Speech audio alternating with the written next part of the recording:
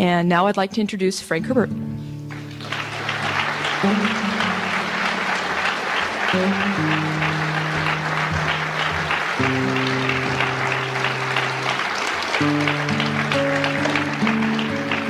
Hi, gang. I thought I would talk about the mythology of futurism because this is one of the things I've addressed for a great many years.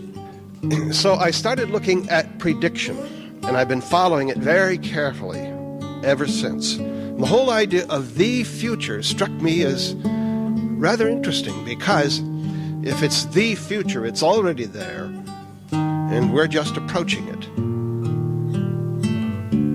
Nothing's going to change. It'll just unfold suddenly, and there it'll be. So the future is one of these great mythological statements that's buried in the language. What I'm addressing is this whole idea of absolutes and your helplessness in the face of such overwhelming movements. But I think each of us has a future. Individuals can have a tremendous influence on the futures of all of us. I don't have to list the people from Michelangelo on, Einstein. These people said, hey, this is fascinating, and I'm going to study it and see what I can discover. And this is the door I would like to open to you especially. It's one of the major reasons I came here today. The impact of human effort on the world around us is the most fascinating thing about our world to me. I wrote the Dune series because I had this idea that charismatic leaders ought to come with a warning label on the forehead, may be dangerous to your health. Well, anyway, I wanted to do this thing about messiahs and charismatic leaders. I mean, why do 900 people go to Guyana and drink poison Kool-Aid? Why do the citizens of an entire nation, most of the citizens anyway, say Sieg Heil and murder some 3 million Jews and gypsies? Why do they not question their leaders? The research is, that's the fun part. Anthropology, comparative religions, geology. I spent 6 years preparing, and in the middle of all of that, I went down to a place on the coast of Oregon called Florence, Oregon, because I was supporting a very expensive writing habit by being a journalist. I was going to do an article about the U.S. Department of Agriculture's project at Florence, Oregon to control sand dunes. Now, sand dunes are like slow-motion waves. They'll move across roads, across highways, they'll inundate whole plantations of forest, but they do it slowly. The desert, of course, is the wilderness of the Bible. And the desert, the wilderness, is where a great many religions have originated.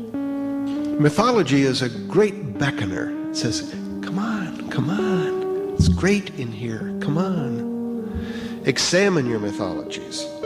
Examine your absolutist criteria. Question things. I have the most fun when I'm writing, questioning things that people do not question. The assumptions that everybody knows are true. I'm going to declare a heresy for you.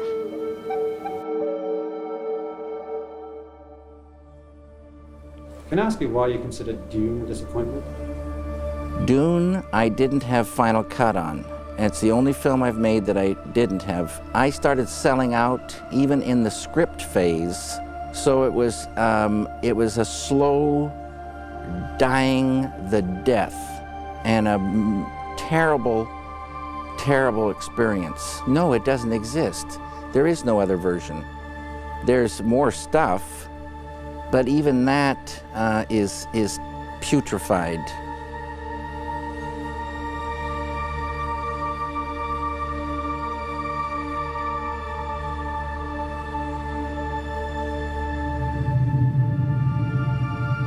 It was a difficult role to cast because he had to be young, he had to be princely. I actually have a history before the film. I was a big fan of the books by Frank Herbert when I was, I guess I discovered them around 15, when I was 15 years old, and took to them immediately. I had never been a science fiction fan, really, but something about it, maybe it was because the age of the character in the book was similar to my age, 15 or so, that I really, really responded to it. McLaughlin is not a great thespian. He is not Gielgud. He is not Sir Ralph Richardson.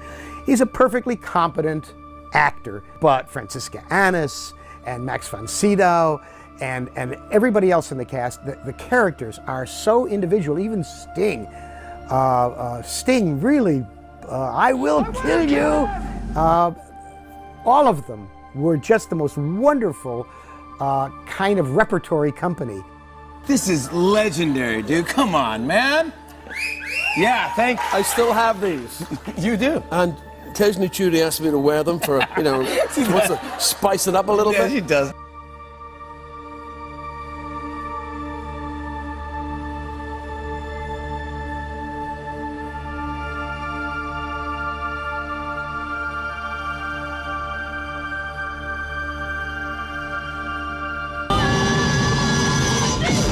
Was an accident. It should not have happened to me. No, I'm serious. The fact is, David Lynch thought he had cast someone else. No, that's quite true. This is a Harkonnen animal. Let me.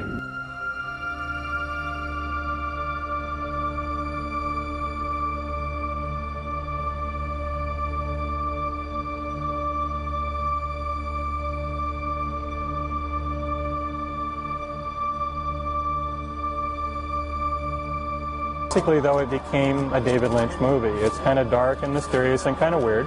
I saw 5 hours of the movie, though, in Mexico City where it was filmed, and he liked it. But I kind of doubt if they showed him the ending, because I know later when he saw the ending, he didn't like that at all. Is science fiction really fiction, or is it just the future waiting to happen? Life and death is determined by a spice, which is carefully doled out by a leader who is a humanoid in the process of becoming a worm. What is the statement that you're attempting to make here? Don't trust leaders to always be right. I worked to create a leader in this book who would be really an attractive, charismatic person for all the good reasons, not for any bad reasons. Then power comes to him. He makes decisions. Some of his decisions made for millions of people, millions upon millions of people, don't work out too well. I think that our society was formed on a distrust for government, and we seem to have lost that distrust of government. I kid around and I say that my favorite president in recent years has been Richard Nixon, because he taught us to distrust government. When people say science fiction, they automatically go, I think it makes people uncomfortable, the idea that a human being can become something other than a human being, especially something mindless out of the depths. I'm very heavily imbued with Jungian psychology, so I think that we do have a sense of the mindless animal in the depths. The legendary psychologist Carl Jung said of dreams that they were messages sent up from the unconscious, a clear inspiration for Dune's opening words. Denis Villeneuve has a history with Jung. Blade Runner 2049 is structured around the archetypes of the unconscious described by Carl Jung. The anima, the shadow, the demiurge, the father and the mother, the mental and the trickster.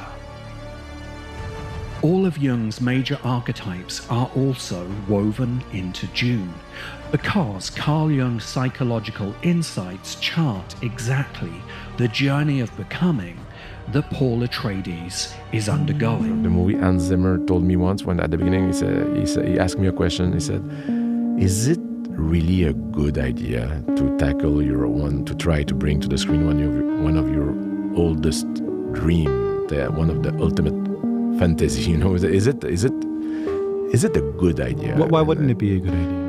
Every moment on set with Denny is amazing. I'm blown. My mind's blown. The visuals, the lighting, Greg's unbelievable. It's just an honor. Can't believe I'm on this movie. Oh, I'd love just to bring him coffee. You know what I'm saying?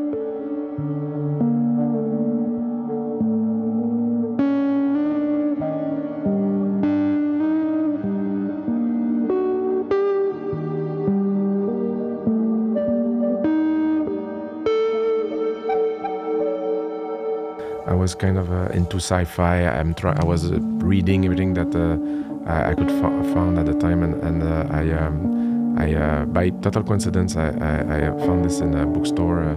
The Dune had a striking cover and the title, and there's something about it. Anyway, short story is that I found it by coincidence, and I felt in love and spontaneously with it. I mean, there's something about the journey of the main character, Paul Atreides, then finally being able to find freedom through the contact with another culture. That at the time, this idea that the way was curious and excited about meeting people from another planet, and this intuition that he could eventually fulfill a part of his identity. I don't know how to say that in English, but finally gets closer to the true self.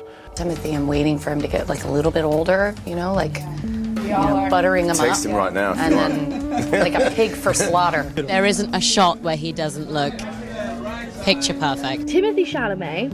I mean, listen, Timothy Chalamet is just like...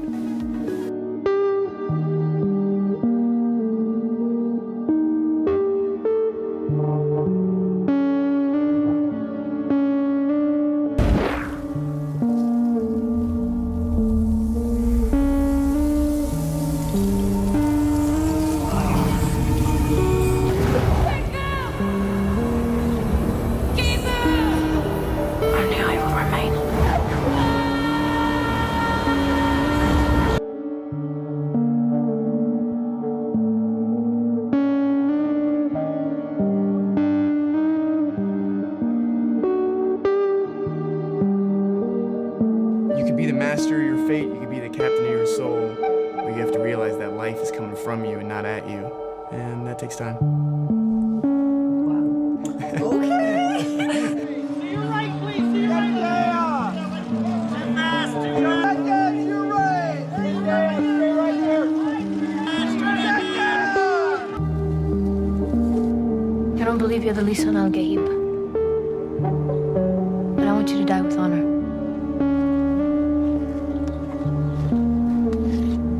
In order to get free, you have to deal with the inner voices that are the ghosts coming from the past. I'm talking about the genetic heritage or the education that you received and the way that this trap your subconscious and put limits in your freedom in everyday life. The way you make decisions or are affected by those inner voices. I'm not talking about schizophrenia.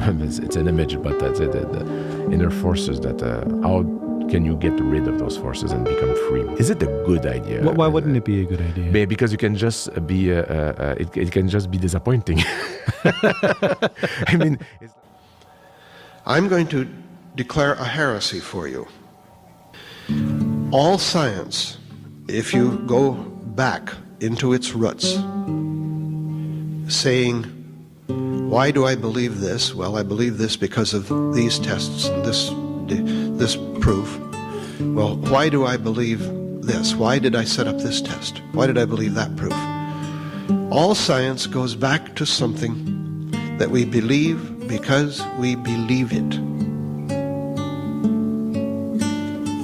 We believe it because we believe it. And we have no proof for it.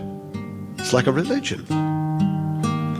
So when you dig into the roots of science, a gray area at the bottom. But it's like a balloon. The surface of the balloon is their face with what we do not know. Inside the balloon, as we blow into it, is what we have proved, okay? But as we increase what we think we know, we increase our exposure to what we do not know. This is one of the inevitable laws of our universe. But isn't it more interesting to live in a universe where there are unknowns to discover, new lands to explore, than to live in an absolute box where when you find the edge, that's it, baby. no place to go from there. I like the fact that we live in a universe where anything may happen, because the alternative to me is a constricting dead end. In my original conception of the first Dune book, those first 3 books, I had Paul blind in the second book because, to my way of thinking, that was the ultimate exploration of absolute prediction. He did not need to see. He knew what was going to happen. He knew who was all around him without eyes. Now you think about that a minute. Find something that you like to do. And even if you're supporting your habit, have a love affair with your world. And remember that you're not going to be able to predict every consequence of what you do.